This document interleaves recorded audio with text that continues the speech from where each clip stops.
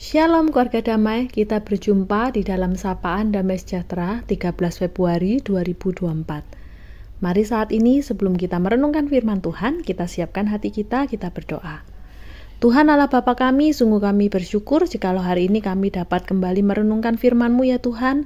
Biarlah firman-Mu yang boleh menjadi penuntun di dalam kehidupan kami, di dalam keseharian kami, di dalam kami memilah mana yang baik, mana yang benar, di dalam kami menimbang banyak perkara. Biarlah firman Tuhan beri kami hikmat kebijaksanaan sehingga kami dapat mengambil sebuah keputusan yang baik dan benar sesuai dengan kehendak-Mu ya Tuhan. Tuhan, saat ini kami membuka hati kami untuk dipenuhi firman-Mu. Di dalam nama Tuhan Yesus kami berdoa. Amin. Bacaan kita hari ini diambil dari 1 Samuel 8 ayat yang keempat hingga 7, dilanjutkan ayat 10 hingga 22. Sebab itu berkumpullah semua tua-tua Israel. Mereka datang kepada Samuel di Rama dan berkata kepadanya, "Engkau sudah tua dan anak-anakmu tidak hidup seperti engkau. Maka angkatlah sekarang seorang raja atas kami untuk memerintah kami, seperti pada segala bangsa-bangsa lain." Waktu mereka berkata, "Berikanlah kepada kami seorang raja untuk memerintah kami," perkataan itu mengesalkan Samuel. Maka berdoalah Samuel kepada Tuhan. Tuhan berfirman kepada Samuel, "Dengarkanlah perkataan bangsa itu dalam segala hal yang dikatakan mereka kepadamu, sebab bukan engkau yang mereka tolak, tetapi akulah yang mereka tolak, supaya jangan aku menjadi raja atas mereka. Tepat seperti yang dilakukan mereka kepadaku, sejak hari aku menuntun mereka keluar dari Mesir sampai hari ini, yakni meninggalkan daku dan beribadah kepada Allah lain, demikianlah juga dilakukan mereka padamu." Lanjutkan ayat 10.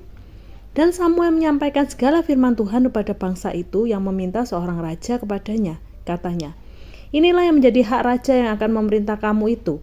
Anak-anakmu laki-laki akan diambilnya dan dipekerjakannya pada keretanya dan pada kudanya. Dan mereka akan berlari di depan keretanya. Ia akan menjadikan mereka kepala pasukan 1.000 dan kepala pasukan 50. Mereka akan membajak ladangnya dan mengerjakan penuaian baginya. Senjata-senjatanya dan perkakas keretanya akan dibuat mereka. Anak-anakmu perempuan akan diambilnya sebagai juru campur rempah-rempah, juru masak, dan juru makanan. Selanjutnya dari ladangmu, kebun anggurmu, dan kebun jaitunmu akan diambilnya yang paling baik dan akan diberikannya kepada pegawai-pegawainya. Dari gandummu dan hasil kebun anggurmu akan diambilnya 1/10 dan akan diberikannya kepada pegawai-pegawai istananya dan kepada pegawai-pegawainya yang lain. Budak-budakmu laki-laki dan budak-budakmu perempuan, ternakmu yang terbaik dan keledai-keledaimu akan diambilnya dan dipakainya untuk pekerjaannya. Dari kambing dombamu akan diambilnya 1/10 dan kamu sendiri akan menjadi budaknya. Pada waktu itu kamu akan berteriak karena rajamu yang kamu pilih itu, tetapi Tuhan tidak akan menjawab kamu pada waktu itu." Tetapi bangsa itu menolak mendengarkan perkataan Samuel dan mereka berkata, "Tidak harus ada raja atas kami. Maka kami pun akan sama seperti segala bangsa-bangsa lain. Raja kami akan menghakimi kami dan memimpin kami dalam perang." Samuel mendengar segala perkataan bangsa itu dan menyampaikannya kepada Tuhan. Tuhan berfirman pada Samuel, "Dengarkanlah permintaan mereka dan angkatlah seorang raja bagi mereka." Kemudian berkatalah Samuel kepada orang-orang Israel itu, "Pergilah masing-masing ke kotanya." Keluarga damai yang terkasih di dalam Tuhan, saat ini kita sedang di dalam masa-masa pemilu. Kira-kira apa sih yang menjadi dasar kita di dalam memilih pemimpin? Apa yang menjadi standar atau ukuran kita di dalam kita nanti memilih siapa yang pantas untuk menjadi pemimpin bangsa dan negara kita saat ini? Keluarga damai terkasih, di dalam bacaan kita hari ini juga di dalam masa-masa kondisi bangsa Israel yang sedang memilih pemimpin. Dan mereka ini adalah umat yang ngotot untuk mempunyai raja.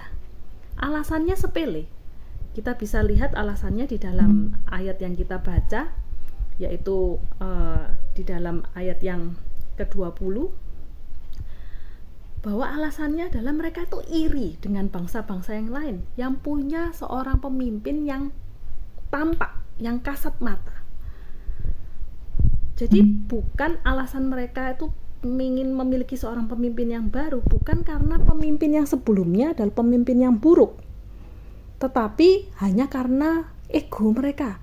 Mereka iri melihat kebiasaan bangsa lain.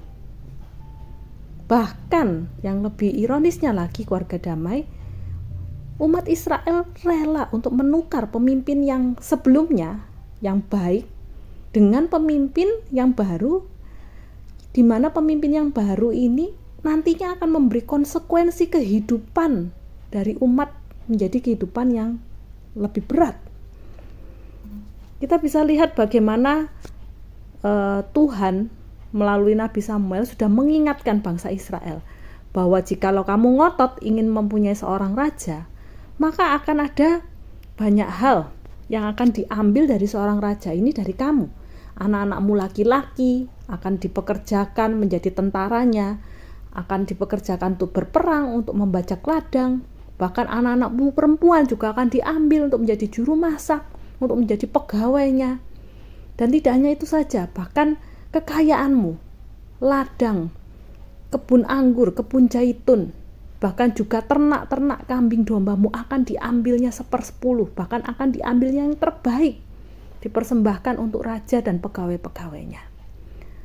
Keluarga damai yang terkasih dalam Tuhan, meskipun orang Israel sudah mengetahui konsekuensinya bahwa kehidupan mereka akan mengalami kehidupan yang jauh lebih berat, jauh lebih gak enak ketika mereka memiliki seorang pemimpin yang baru, yaitu raja. Mereka tetap ngotot. Mereka berkata, tidak, harus ada raja di antara kami, supaya kami sama seperti bangsa-bangsa yang lain, sehingga kami memiliki raja yang nantinya akan memimpin kami di dalam perang, yang akan menghakimi kami. Keluarga damai yang terkasih dalam Tuhan, alasan ngotot mereka ini sungguh di luar nalar, bukan? Sungguh sangat tidak bijak. Dan semua itu hanya karena apa? Didasari oleh ego mereka sendiri.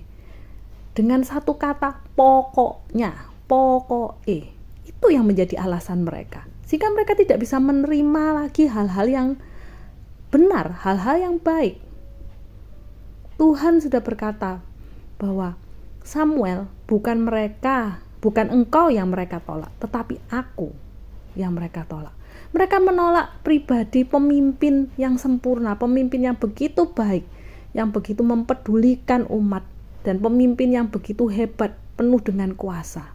Itu ditolak, digantikan dengan seorang pemimpin yang menurut standar mereka sendiri, dengan alasan yang berdasarkan ego mereka sendiri. Keluarga damai yang terkasih dalam Tuhan, bagaimana dengan kita saat ini? Dengan saat-saat kita memilih seorang pemimpin saat ini bagi bangsa dan negara kita. Marilah kita pun boleh berefleksi, kita melihat dengan hikmat yang dari Tuhan. Biarlah kita tidak hanya menjadi orang-orang yang memilih seorang pemimpin berdasarkan standar atau ego diri kita sendiri. Ketika kita melihat dia di luar, dan ketika kita mungkin mendengar janji-janji yang diberikan adalah janji-janji yang sesuai dengan keinginan kita, dengan ego diri kita, sehingga kita menjadi orang yang ngotot, kita dibutakan untuk memilih seorang pemimpin berdasarkan apa yang tampak saja. Keluarga damai yang terkasih dalam Tuhan, biarlah kita menjadi orang-orang yang tidak asal pilih, tapi kita menggunakan hak suara kita dengan penuh tanggung jawab. Mari kita pelajari, kita lihat rekam jejak dari para calon pemimpin ini, sehingga kita pun juga dapat menelusuri tidak hanya apa yang tampak, tetapi apa yang sungguh-sungguh sebenarnya terjadi di dalam kehidupan para calon pemimpin ini. Dan biarlah kita pun juga selalu mendoakan, kita memohon hikmat yang sungguh dari Tuhan, supaya Tuhan sendiri yang boleh menyatakan hikmatnya bagi kita, untuk kita dapat memilih yang tepat sesuai dengan kehendak Tuhan. Keluarga damai, selamat bergumul, memilih, dan biarlah kita serahkan semuanya berdasarkan hikmat yang dari Tuhan. Dan percayalah, Tuhan akan menyatakan, memberikan hikmatnya bagi kita, sehingga kita dapat memilih seorang pemimpin yang seturut dengan kehendaknya. Amin. Mari kita berdoa. Tuhan Allah Bapa kami, terima kasih pada hari ini kami boleh diingatkan melalui firman-Mu supaya kami menjadi anak-anak Tuhan yang sungguh tidak sekedar asal pilih atau ngotot untuk memilih seorang pemimpin di dalam kehidupan bangsa dan negara kami khususnya saat ini. Biarlah kami memilih berdasarkan hikmat yang dari Tuhan, bukan sekedar dari ego ataupun keinginan kami sendiri, keegoisan kami sendiri ya Tuhan. Tuhan, biarlah Engkau sendiri yang boleh menyatakan, Engkau sendiri yang juga beri kami masing-masing hikmat yang dari Tuhan. Terpujilah nama-Mu Tuhan, di dalam nama Tuhan Yesus kami berdoa. Amin.